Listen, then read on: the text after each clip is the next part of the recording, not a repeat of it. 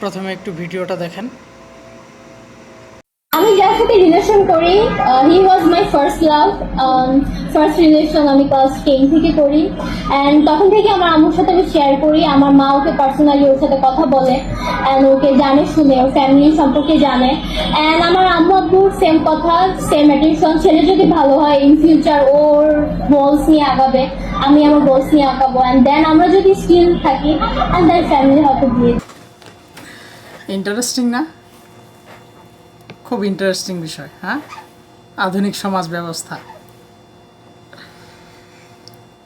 এই মেয়ের বাবা, আপনি শুনলেন যে ছেলে যদি ভালো হয় সে তার গোলস নিয়ে আগাবে, মেয়ে তার গোলস নিয়ে আগাবে, তারপরে যদি টিকে থাকে তাহলে হয়তো বা বিয়ে দিবে। মানে আমি আমি খুবই স্ট্রেঞ্জ। মানে উনি ওনাদের ফ্যামিলি, ওনার যে ফ্যামিলি, ওর বাবা অ্যাটলিস্ট পুরুষ না, is E not a man?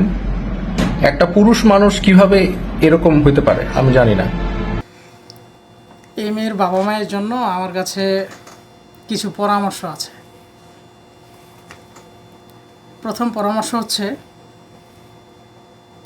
আপনারা এভাবে নিজের মেয়েকে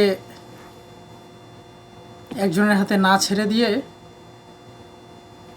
বিবাহ দিয়ে দেন।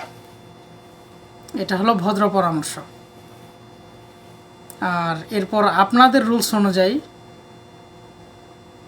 মানে বিয়ে দেওয়াটা এটা হচ্ছে সামাজিক নিয়ম, বিয়ে দিয়ে দিবেন। সমাজের স্থিতিশীলতা, সমাজের লজ্জাশীলতা এগুলো ঠিক থাকবে। আর আপনাদের রুলস অনুযায়ী যদি বিয়ে না দেন, তাহলে আজকে আপনার মেয়ে এই ছেলের জীবন নষ্ট করবে, কালকে আরেকজনের, পরশু আরেকজনের, অথবা ছেলেটা আপনার মেয়ের জীবন নষ্ট করবে। হয় ছেলে আপনার মেয়েকে ছেড়ে যাবে, না হলে মেয়ে ওই ছেলেকে ছেড়ে অন্য কোথাও যাবে। এভাবে চলতে থাকবে। তো এই কন্টিনিউয়াস প্রসেসটাকে এভাবে কাজে না লাগিয়ে একটু বুদ্ধি খাটিয়ে কাজে লাগান। এই যে আপনার মেয়ে আপনার খেয়ে আপনার পরে অন্যজনকে সার্ভিস দিয়ে বেড়াবে, কি প্রয়োজন? নিজের বাসায়, এর চেয়ে বরং নিজের বাসায় একটা পতিতালয় খুলেন। আপনার মেয়ের চেহারা ছবি ভালো আছে, কাস্টমারের অভাব হবে না। আপনারও লাভ, ওদেরও লাভ। মাঝখান থেকে আপনাদেরও মনের ইচ্ছা পূরণ হবে যে না, আমার মেয়ে ওপেন রিলেশনশিপে আছে।